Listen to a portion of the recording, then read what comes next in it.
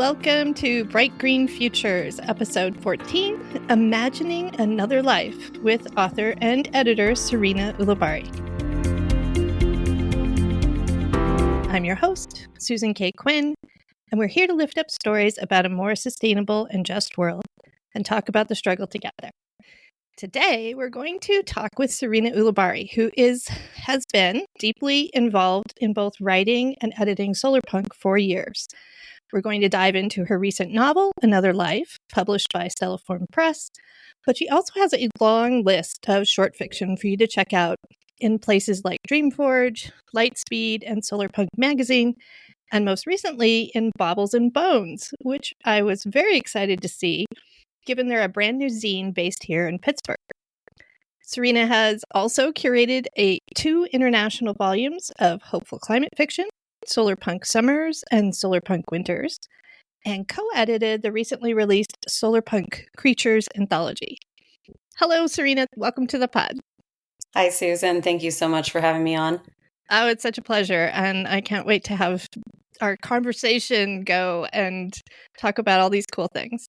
But I'd like to dive straight into your novel, Another Life, which I just finished reading and was just enthralled with.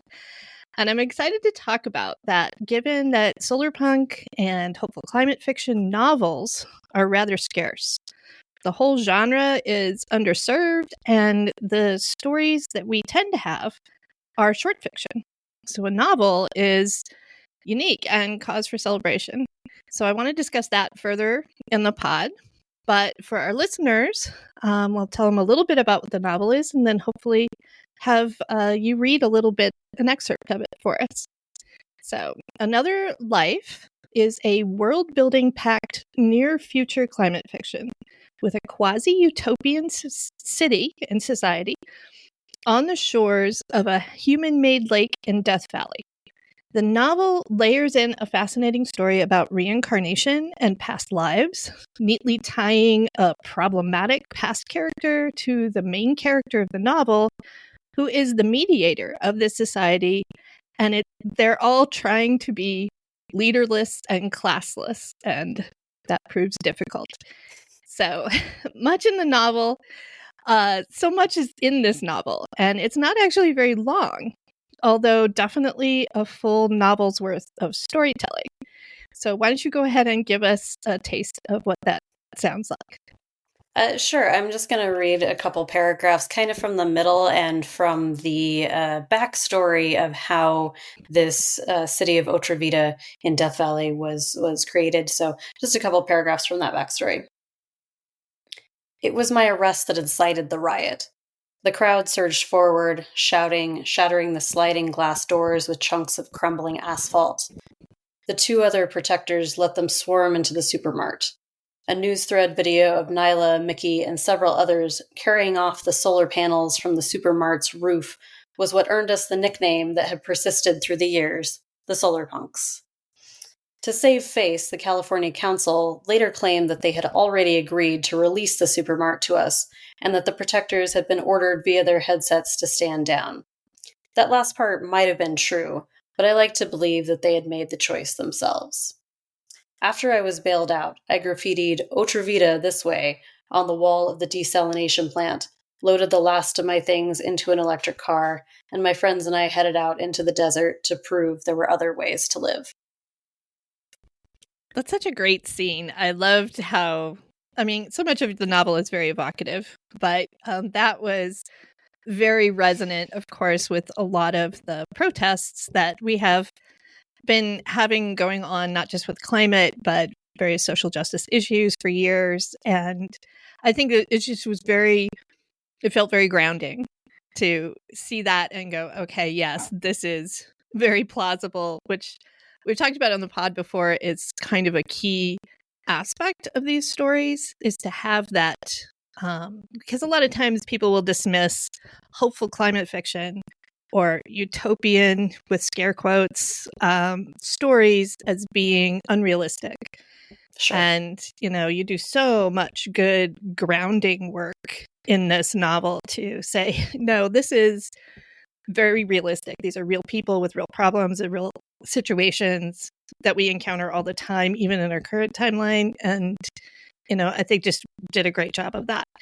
Thank you so much. Yeah, I think that I'm trying to show complexity, and I think that science fiction is always, it's about the future, but it's always really about what's going on now, and so we're just laying out the issues that are happening in our current world and putting them in a slightly different context so we can see them a little clearer. Yeah, and novels are such a great bucket or carrier bag, to quote Ursula K. Le Guin, for complexity.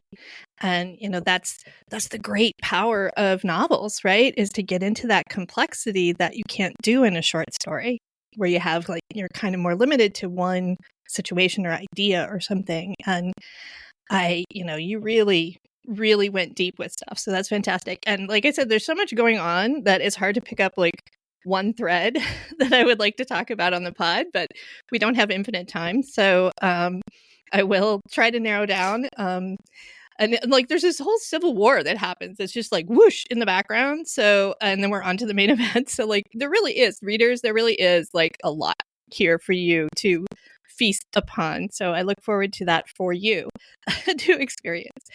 But the thing that I would like to focus on was more the conflict and the depth of the story about utopia. So you've got this utopian thing in the Death Valley, and they're trying to very intentionally set up a society that is different, classless, leaderless, and of course there's struggles there. And of course, one of the knocks on utopian stories is always where's the conflict? Where's the story? Which is always hilarious, deeply funny in a dark way to me, because I'm there's so much conflict, especially when you're talking about climate stories, which is just oh, I don't know. It just affects everyone on the planet in every possible aspect of their lives. But what could possibly be a source of conflict there?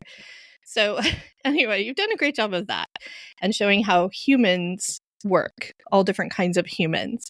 But your characters are striving for utopia, and that's not an easy road to walk.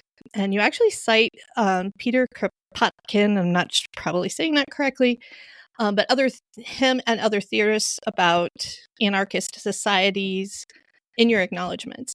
And so what I would like to have you do is tell me a little bit about how you used those nonfiction political theorist resources for inspiration for your utopian society, and what ultimately you hope readers will walk away with from this novel thinking about or struggling with.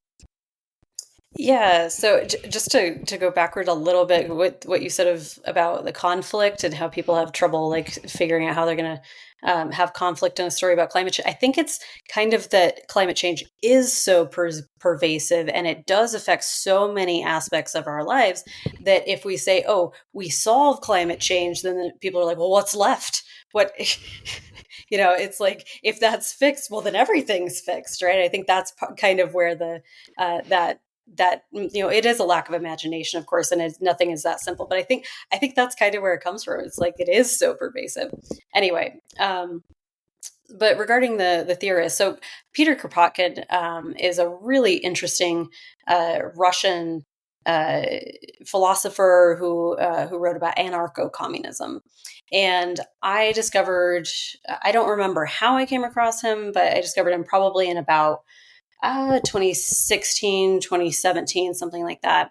There's this meme that I saw a long time ago that's a cartoon of a woman wearing a Bernie Sanders pin and finding The Conquest of Bread by Peter Kropotkin, picking it up.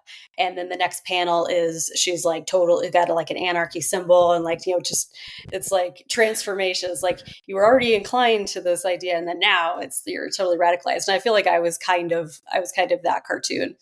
I think you weren't the only one. Just to jump in, really certainly. funny to share a funny story, because my first encounter with Peter Kropotkin, however you say it, was exactly through The Conquest of Bread, and I still haven't read it the whole thing. I kind of just glanced at it, but it was through my middle child, who was that meme.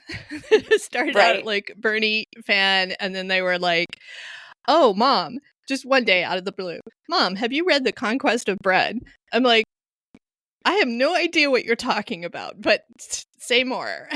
And it kind of, I often say my kids have radicalized me, and I feel like anyone who's a parent of Gen Z, if you're like actually paying attention to what your kids are saying and doing, they will tend to radicalize you. But that's neither here nor there. Okay, back to you. Tell us more awesome. about your discovery process and radicalization through this. Sure. I mean, that's awesome. So yeah, I devoured it, and it really, it's a really interesting vision of what society could be, and it showed like just what was possible, and it also created this sense of grief for me of like sort of like this is what they've taken from us, like this is what we could have. And and it's not perfect. There are issues with it, and it was written a very long time ago, so it's not really transferable entirely to modern society. But there are some things in it that are just like it could be this way, and it could just be so easy. And so I definitely pulled. I think I was reading it while I was writing the first draft of Another Life in about 2017, and I just pulled several little. Often it's little things that I pulled into the world building. Like there's something in there about having like a communal food source, like a place where everyone sort of tends and grows the food, and everyone has access to that.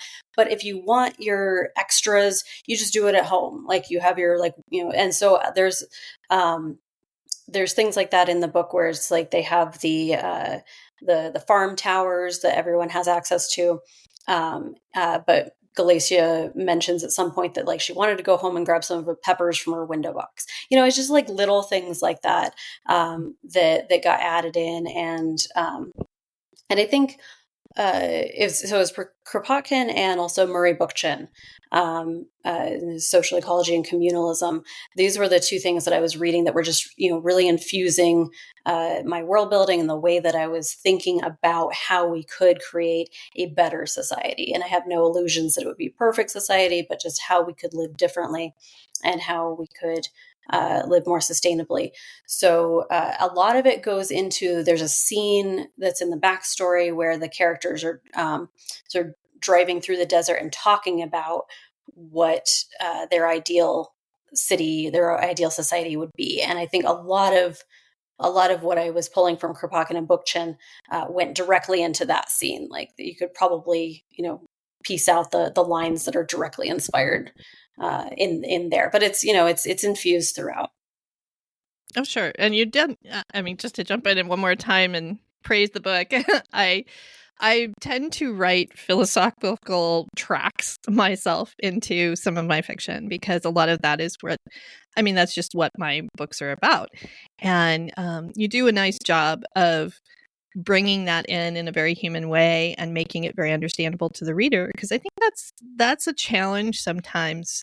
Like you say, this, the Conquest of Bread was written a long time ago. It's very of its time, I'm sure.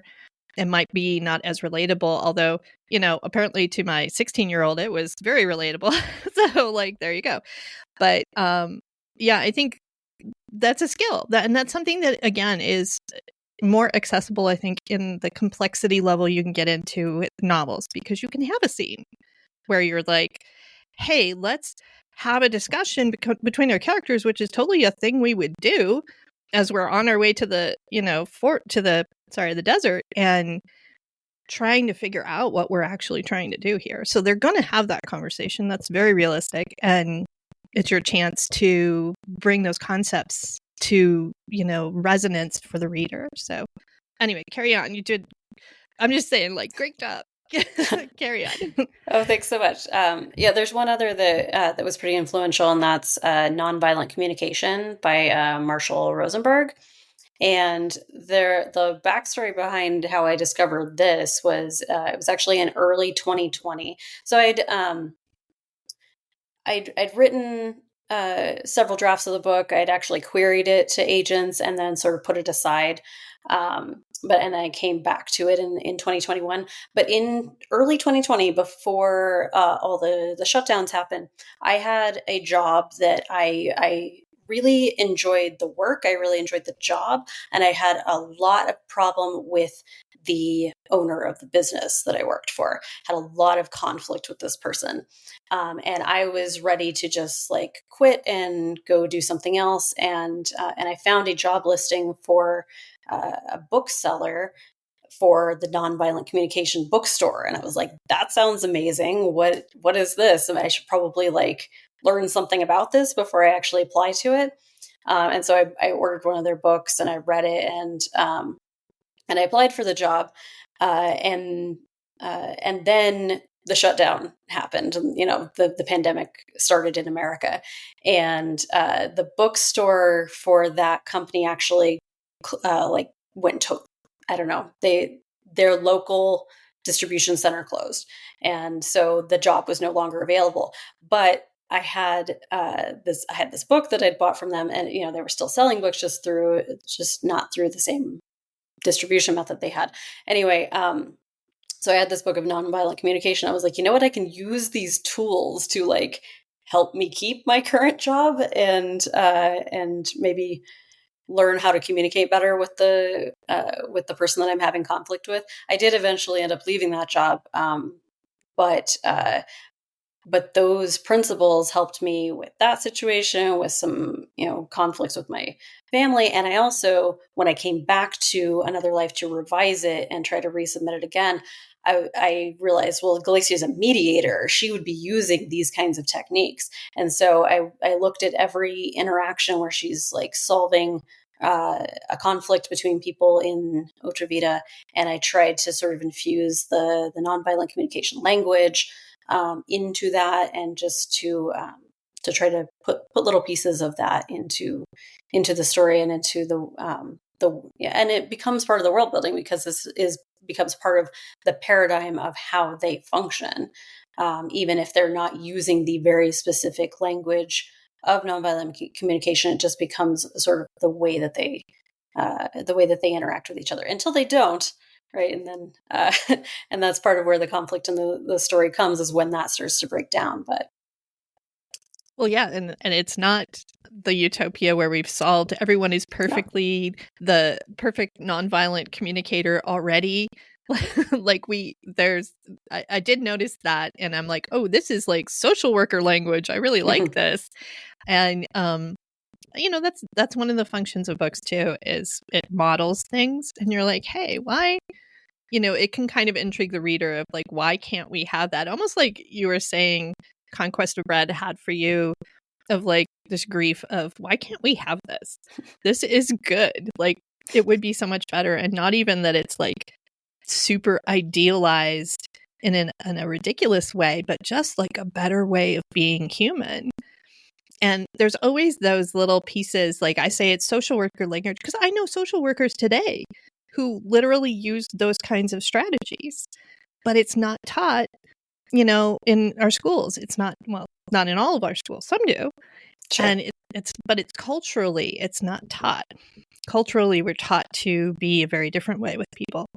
And, so there's such a depth to what has to change for us to get out of this mess. And I think that gets very overwhelming very quick, which is, of course, again, why having a story about it helps people access that. So I didn't mean to cut you off there. If you had more you were going with that, or should I move on to my next? Okay. Yeah, we can move on. Let's go to the next thing, because it's kind of related. We're talking about all these wonderful things that you can do with the novel and have done with the novel. And yet novels are scarce in this genre and in this space. A lot of the genre is still in short fiction, which again, you can get those little think pieces or those little, challenging ideas, but it's very hard. I mean, you can, of course, portray a full world in a short story. You just can't get into the complexity part of it as much. You can tease it, but you can't really dive in. And so I know that you yourself have curated and co-edited several anthologies of solar punk works, not to mention being a judge at Grist's Imagine 2200. So, or not a judge, what's the right word? Story reviewer. Story reviewer. Thank you. Yeah. Sorry about that. I was trying. So I know you know about this, genre, what's out there pretty well, probably more than most because you've read a lot of what's being submitted and also what's being published. So I'm curious to hear what your thoughts are about what's going on here with the lack of published novels. Is it publishers are reticent to acquire these works, so writers will shy away from even trying to write them? Because it's a bigger commitment, like, to sit down and write a novel when you don't know if you don't see it out there getting published, that can be a deterrent. Or is it because it's an inherently difficult thing to do, writing this kind of story in novel form, which is like, again, a much larger work? Is that dissuading people, or is it a mindset barrier? Like, what do you think is going on here? Yes, I actually have a lot of thoughts about this issue, and some of them have to do with the genre itself and the publishing industry, and some of them have to do with just like the larger cultural zeitgeist. So one thing I'll say about solar punk is that I think it does lend itself very well to short fiction in terms of being a thought experiment. If you're looking at a particular climate solution, it's short fiction creates a great playground to just play with that idea, a great sandbox to just see what can I shape with this idea. And I think often it is sort of more satisfying to do that in a short fiction space rather than a full length. So yeah, I think it lends itself very well to short fiction because of being a thought experiment. I think the longer you go, the more complex it becomes, and that can be overwhelming for especially for someone who's a science fiction writer, and it's like you have to learn about all of these different things and all of these different issues that tie into climate change, and it can be overwhelming to try to flesh out the entire world rather than focus on just a single thing.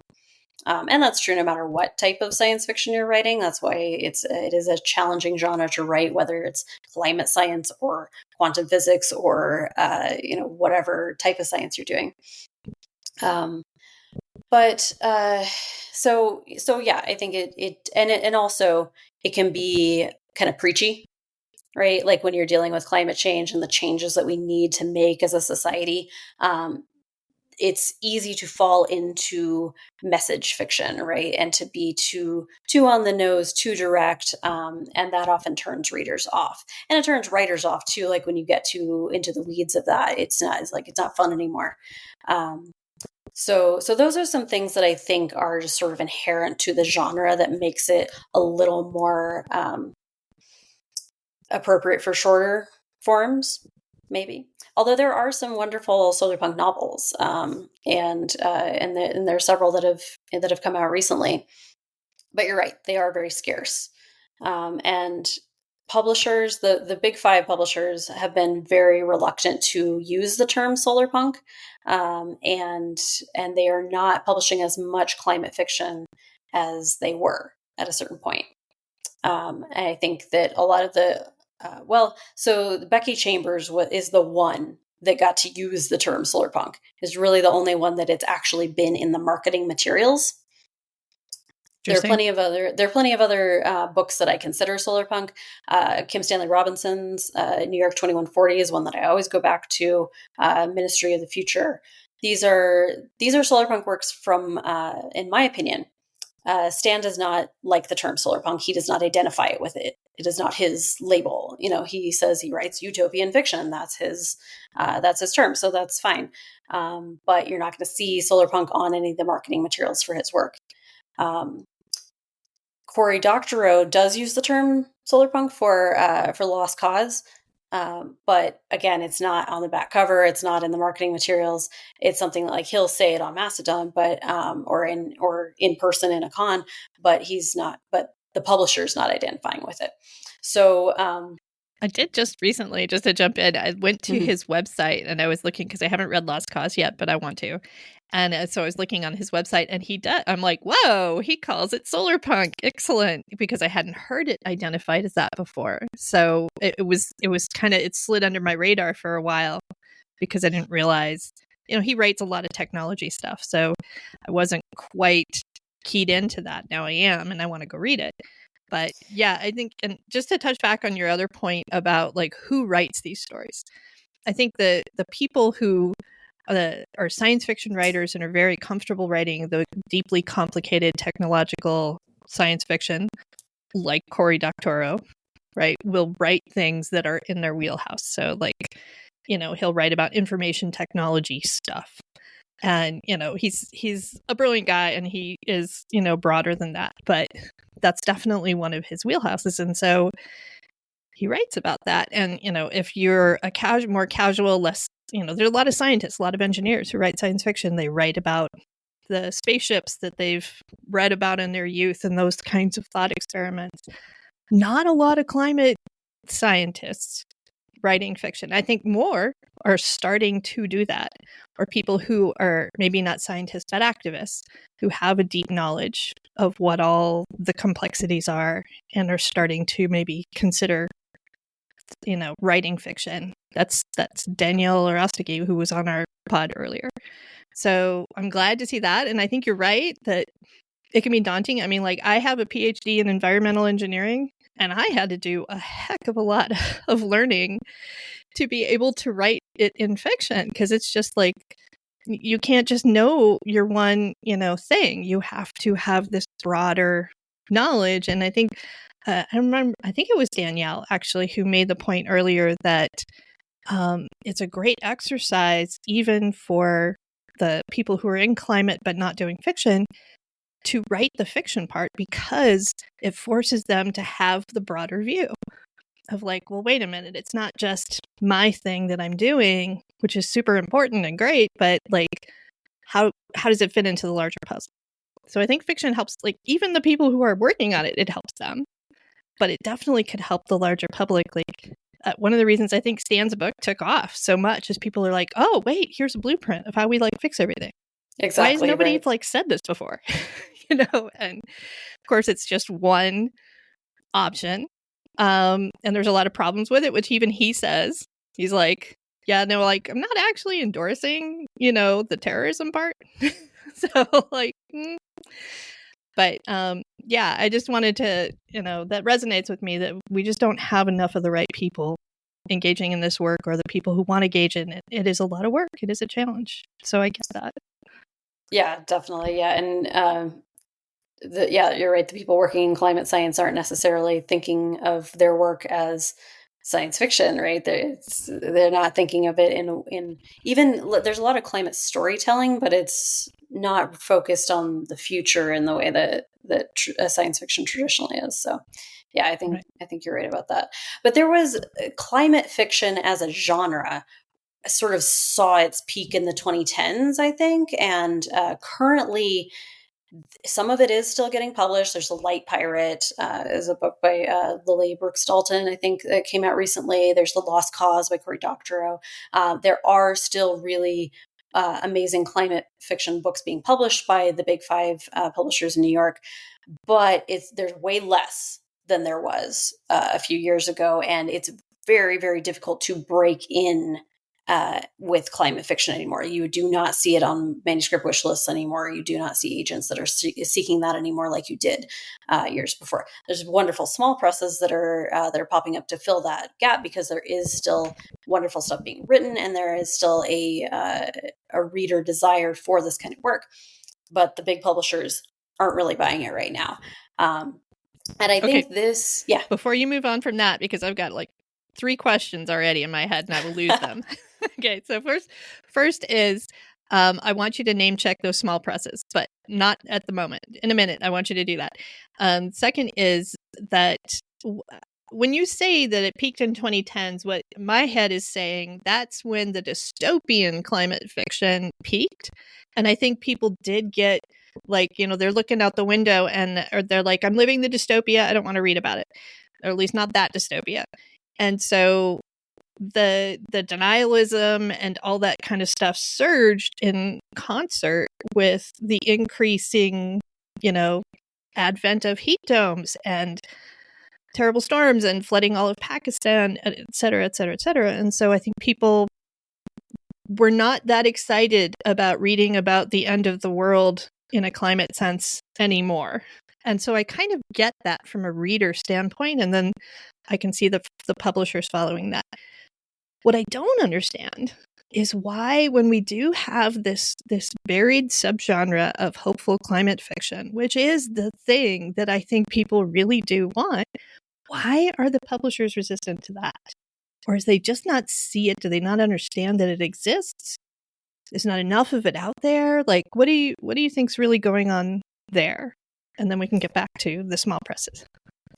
I'm not entirely sure why the publishers are resistant to it. I mean, I have some speculations, but yeah, I'm not entirely sure.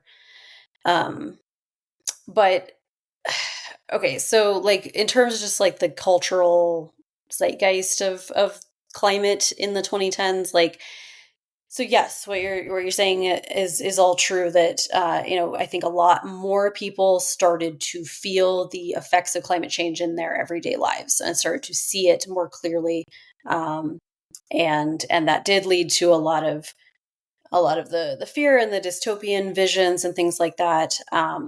But what also happened in the 2010s was this radical drop in the price of rooftop solar, and a radical increase in the installation of solar. I mean, if you look at the graph, it is really drastic. There was silicon shortage in 2008, coupled with the recession, but then 2010, it's like boom, is exponential for solar. So there's the solar aspect, and there was also the reintroduction of electric vehicles. We have had electric vehicles in the past that have been either just crowded out by gas powered or actively suppressed.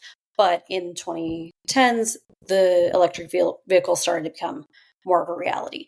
So at the same time, we have this increase in climate disasters and a more awareness of climate change. And every decade has groups of people that are becoming aware of climate issues and of environmental issues. And so, I'm not going to pretend like it was brand new in the 2010s, but it was becoming more obvious to people. And we suddenly had some of the technology to address this. And and that was becoming more common and more available to people. And so I think there was a fear, and there was also the possibility, and that was really active in the 2010s. Now that we're halfway through the 2020s almost, electric vehicles are slowly just making their way onto the road, more common, and rooftop solar is just common now. And so these things became reality, but not in a real revolutionary way. It's like kind of a quiet encroachment. And all of the progress we're making with things like that is also being sort of canceled out by things like AI and cryptocurrency and all these tech things that are creating massive carbon emissions and using water at an unsustainable rate, things like that. So, and also governments of emissions producing countries especially have proven that they're just not going to do the work that they need to do. They're not going to make the changes.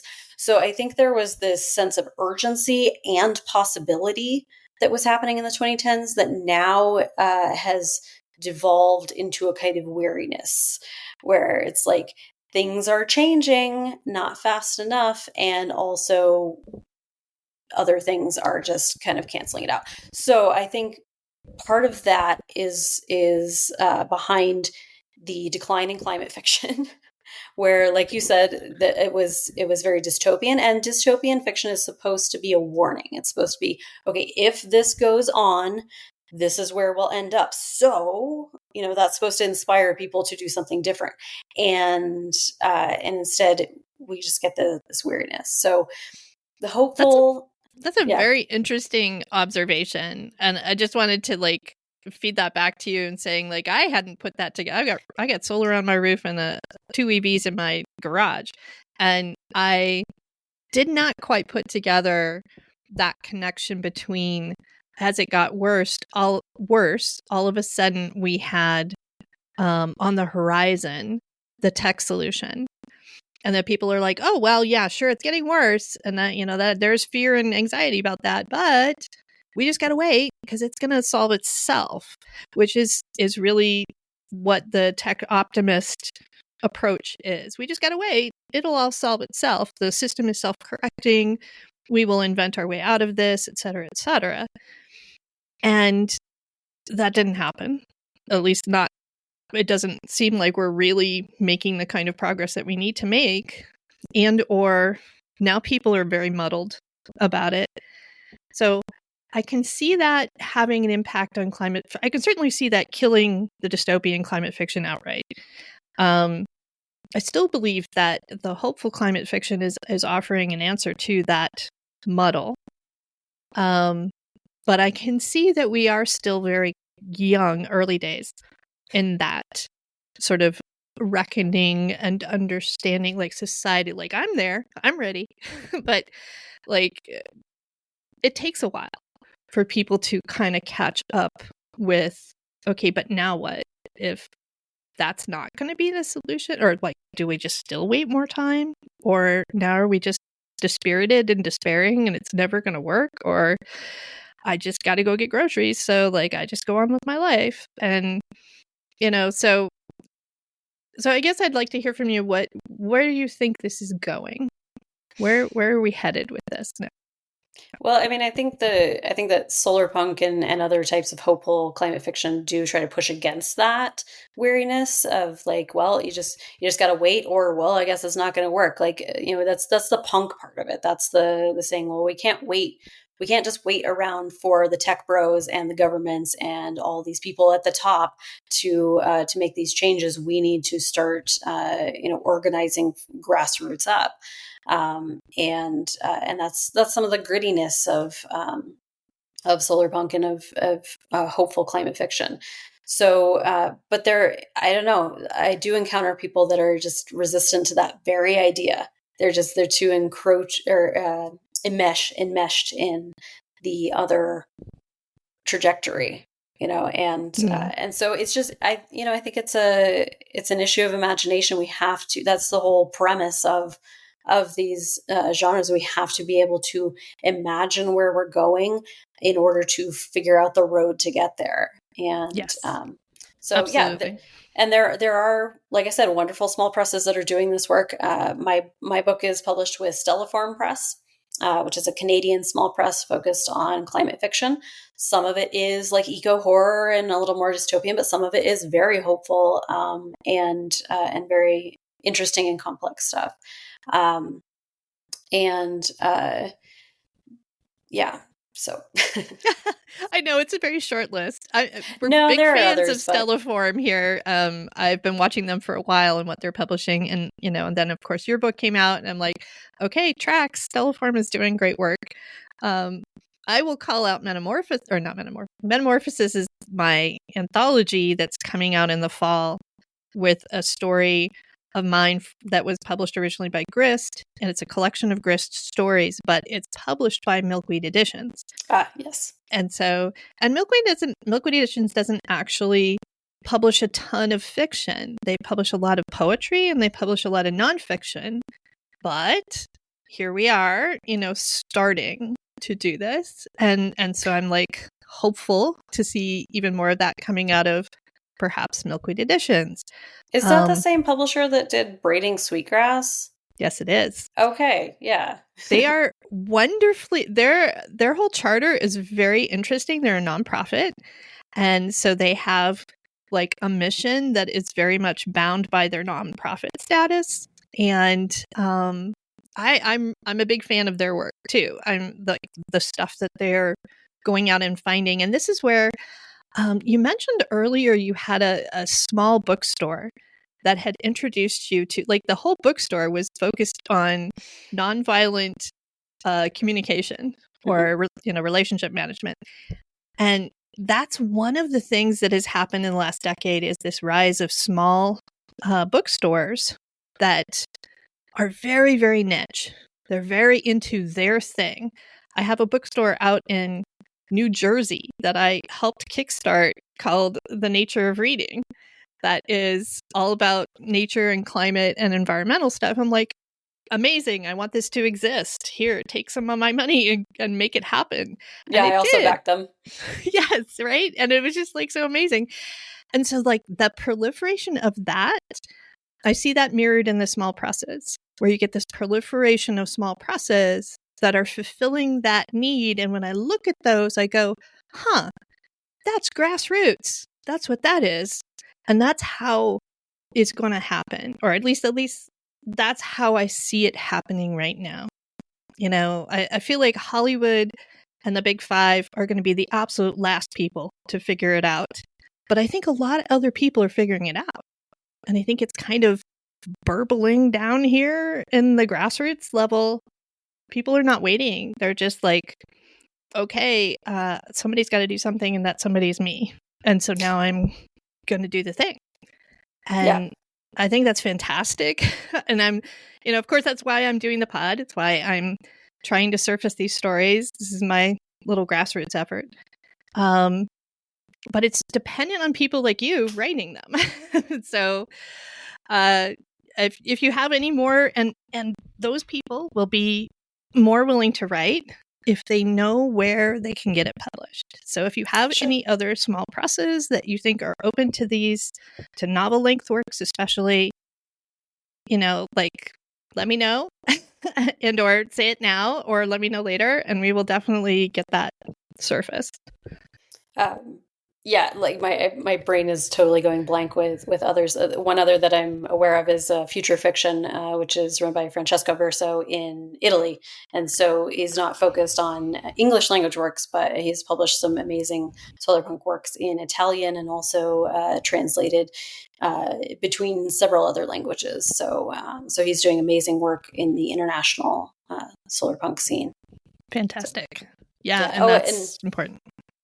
And I want to say too that, like, in terms of the big five in Hollywood being the last ones to get on this bus, I think that's probably true. But also, I'm seeing it worm its way into things that are not explicitly about that. So, I think yes, a pure solarpunk novel is pretty rare, and yet I see solarpunk ideas in other novels, and I think and even in cinema too.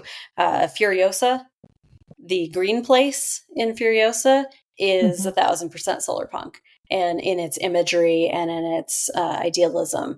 And is Furiosa a solarpunk movie? No, but it's got that image in it. It's got that that idea as part of it, and I think that's actually maybe a little more powerful than having just a full utopian story or a full solarpunk story when we see it in other things, because climate fiction, and especially I think hopeful climate fiction, is the readers of that are kind of a self-selecting group.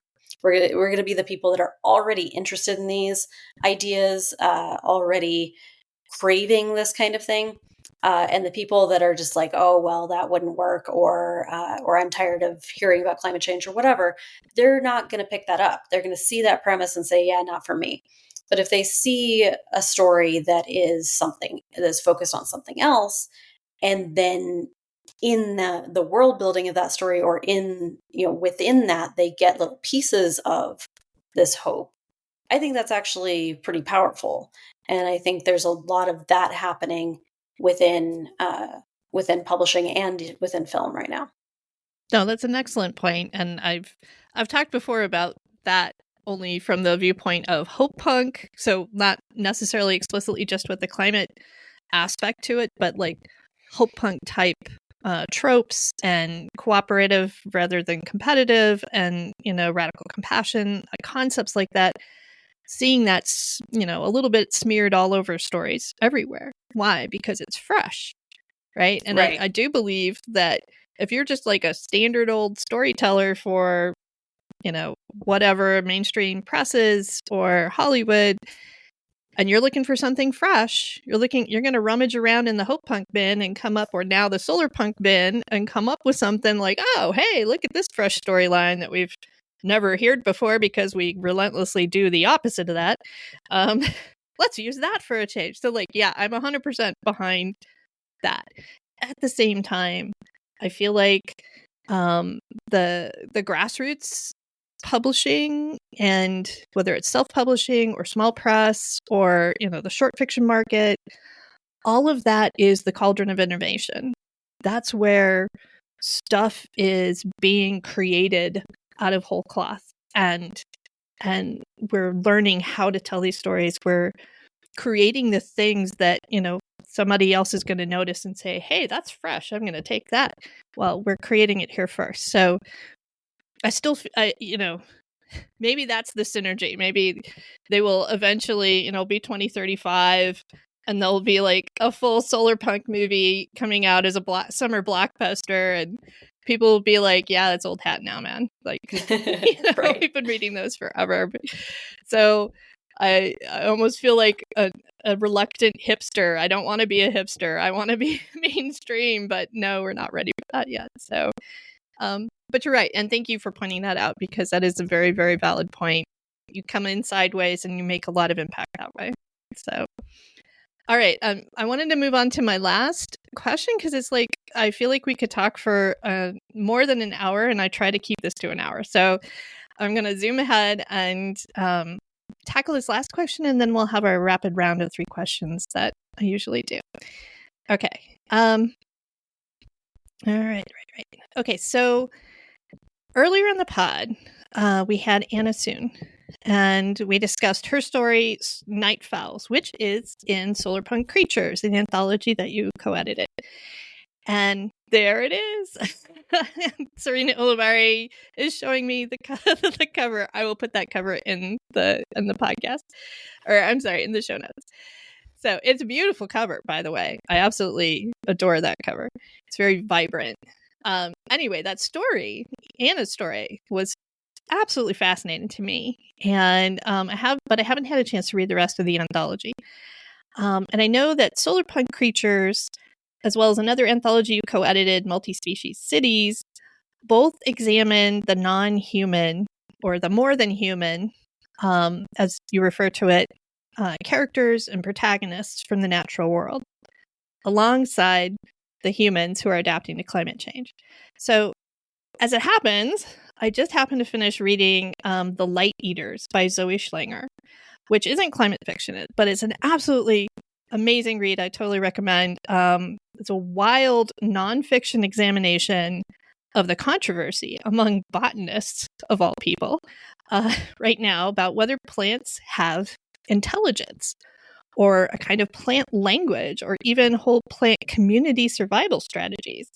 And this is sort of like, we think about the mother tree and, you know, fungi networking. That sort of concept has been in the zeitgeist for a while now, but this is like next level.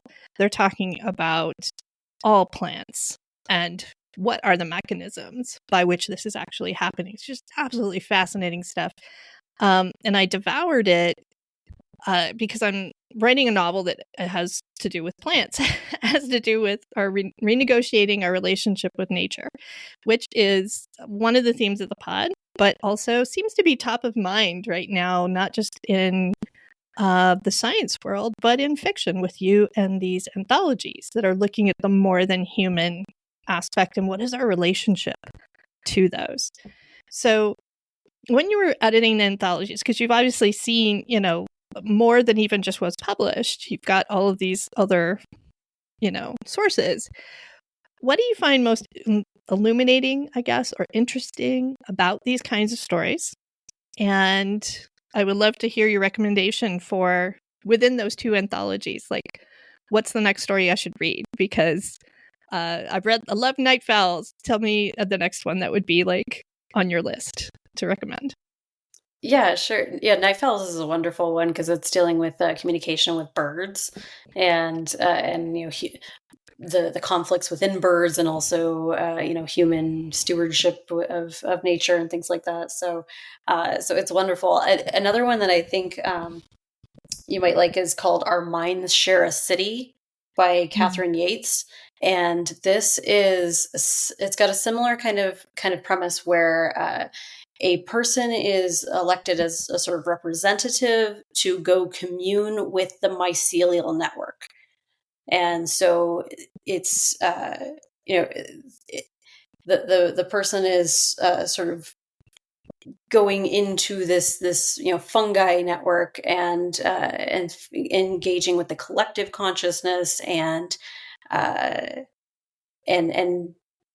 yeah. So anyway, no, that sounds excellent. I definitely need to read that. Yeah, so I think a lot of the stories in both of these anthologies have to do with communication between humans and non-humans, and the struggles of that, and what is our responsibility when it comes to nature? What does stewardship actually look like in a multi-species setting, in a multi-species approach? Mm-hmm. Yeah, no, that's super fascinating to me, and also what was sort of the theme of the Light Eaters, strangely enough, because it was about the beingness of plants, how they have their own. They're not humans, and we're not anthropomorphizing them by saying that they have intelligence the way we do, but they have sensation. They react when harmed. They send out signals to protect themselves from enemies. They recognize their own kin. They try to do better for their children. It's like it's really hard to get away from the analogies to human behavior. And you see it reflected in something that is very much what we've categorized as not human. And I think the blurring of that boundary, and if we're going to renegotiate a relationship with nature, we have to understand that there is a relationship at all. And what is the moral quality of the other half of that relationship? And how do you define that? And how do you construct rules and societal ethics around that? Plant ethics. Okay. I mean, we don't even do ethics well with humans, much less animals, and now plants. Like, it seems it's just radical enough that I think it starts to really get at and challenge a lot of fundamental ideas. So, and I think the whole fungi mycelial network, there's this secret invisible network that connects the entire world to one another, is such a resonant zeitgeist concept, right, in our world now that we're all connected. So that pinged so hard for people. And I think it's been fascinating to me to watch, like, people get so excited about fungus. I'm like, what is happening here? What is happening? And now I'm like fully on board with that, and getting into it in other ways. But I think I'm really looking forward to reading those two anthologies. I need to bump those up on my list because, like you're saying, it is the relationship. It's the communication that we have. How do we communicate? What does it mean? What is our responsibility as a human in that relationship? So there's so much possibility for storytelling with that question. There's just so much to explore. And a story from the Multi-Species Cities anthology that I recommend is one called A Life with CB. And the CB is spelled CIBI. It's a fictional creature that is sort of a plant, sort of an animal, and you actually can walk around and you see a CB, you can like take a slice off of it to eat. And the story revolves around, it's like a flash fiction. So there's hardly even a story to it, but it's just kind of a little vignette about a person who doesn't want to do that and who has a CB and sort of just lets it wither. And that brings in that complexity what you're talking about with the ethics of, okay, now we got to deal with plants. Well, it's not so simple as like, as maybe PETA wants to say, of like, oh, we should, not never kill anything, right? And if we're dealing with plants, like, we can't do anything. We can't eat anything, right? It's not that simple, because and this story shows that with like plants, some plants need to be pruned. Some plants create fruit for us to eat. And if we're not doing that, we're actually not engaging ethically with it. And you can make that argument for certain types of animal stewardship as well. But it becomes very complex, and it's not one, it's not black and white. Nothing is, but. No, I'm super excited to go read those. And I think you're right about the it being such a rich category for science fiction storytelling. Like now we're right back in our wheelhouse. We might not know anything about climate change and what humans have to do to live in communes, but I'll tell you, we know how to deal with an alien substance. And an alien intelligence. We know what to do with that, or do we? But we know how to engage with that kind of storytelling. So in a way, it's almost like coming in sideways to, okay, let's renegotiate that relationship with nature, but let's do it through science fiction. That's a great tool. I like that. And it's also coming back to just renegotiating our relationship with ourselves too, and our view of humans as separate from nature. Because really we think that we are this, separate being. And in fact, we are a product of evolution that has, come from animals. We are an animal. We are also a collection of bacteria and a colony of creatures that have major influence on our consciousness and on our awareness of ourselves.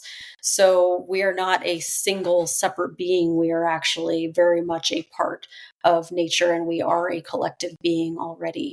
So Yes. it's you say, an alien creature. Well, what's more alien than, a virus, a bacteria, a fungi, these things? Well, they actually live inside us already. Right. And yet they are the most alien. Right. It's like, I can understand why people are a little creeped out. We get into eco horror pretty fast with some of those things if we want to go there. But and we should, absolutely, people should. But does it have to be horror? Does it have to be horrific? Right. And one of the more compelling, I was highlighting like crazy through this book, The Light Eaters, but one of the more compelling statements that she makes is that we're starting to think that, all of science says that evolution is the driving force for how things change over time. But there's a lot of evidence that shows that even more important than evolution, this sort of random genetic change thing or adaptation to the environment, is symbiosis. And, the time when a bacteria and a virus decided to get together and make plants, or the time when these microorganisms decided to live inside of us and inside of our cells and inside of the bacteria that's in our cells, like it goes like all the way down this symbiosis that undergirds everything. And so when we made that work, we collectively, our little collective that we are, made that work, that is what queued us up for all these survival strategies. So arguably, that mechanism is more powerful even than evolution. So, there's a lot of controversy, again, amongst the botanists. Who knew that about there's conflict everywhere. It really is. There really is. So just, again, deeply laughable that there's not conflict and drama in just about everything. So, well, this has been delightful, and I hate to wrap it up, but we have to stay under my hour. So we're going to go quickly through the three things. First one, what hopeful climate fiction have you read recently that you would recommend? I mentioned the Light Pirates earlier by Lily Brooks Dalton. It looks dystopian on the surface, but it is actually quite hopeful in the long run. And then there's a book coming out in September by Lauren C. Defoe, who you might have encountered with her book Implanted. She has a climate fantasy, I would say. It takes place in a secondary world, but it is very eco-fiction, very climate fiction. And it's called A Hunger with No Name. by Lauren C. Tiffo. I was lucky enough to read an early draft of it and an arc of it, but it is coming out in September from University of Tampa Press. Okay, great. What do you do to stay grounded and hopeful in our precarious and fast-changing world? I look at birds. I look at flowers. I help them grow. Really, like there's an initiative in my city to plant 100,000 trees. I don't know in what time period, but we're trying to plant 100,000 trees in our desert city. And I've volunteered with them multiple times. It's a really inspiring way to go out, actually get my hands dirty, and be around other people who are actively trying to bring betterment to the world. There's a rewilding project that I like to volunteer with when I have the opportunity to. So, and when I can't do any of those, I go in my backyard and I make sure the birds are fed, and I plant native wildflowers and things like that bring beauty to my space, and also help all of those other species that we share the world with. Yeah, engaging with the world in a positive way. I love it. All right. And finally, last question. What is next for you? Are you working on another novel? Please say yes. And any hints you can tell us what that's about, if so, or what do you have going on?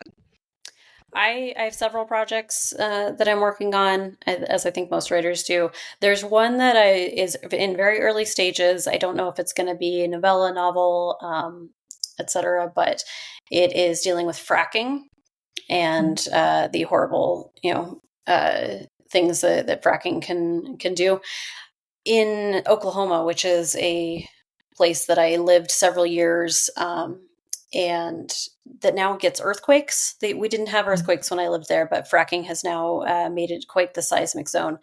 And so I have this idea about a character who has like birth defects and chronic pain and things like that caused by exposure to fracking chemicals, and who finds herself caught in a time loop, a Groundhog Day kind of thing where the same days keep repeating over and over, with a fracking induced earthquake at the center of that, and trying to figure out how to get out of this cycle.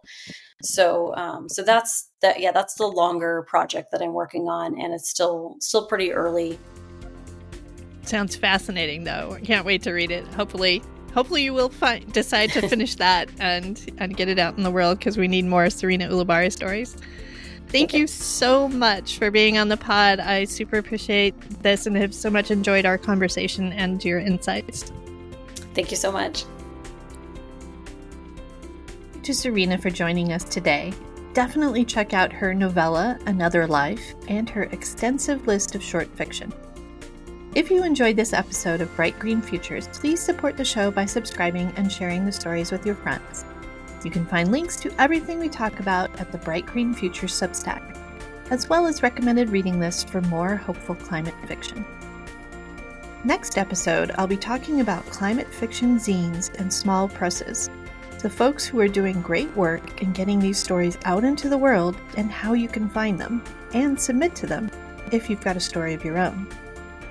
Bye for now, and remember to keep imagining the possibilities.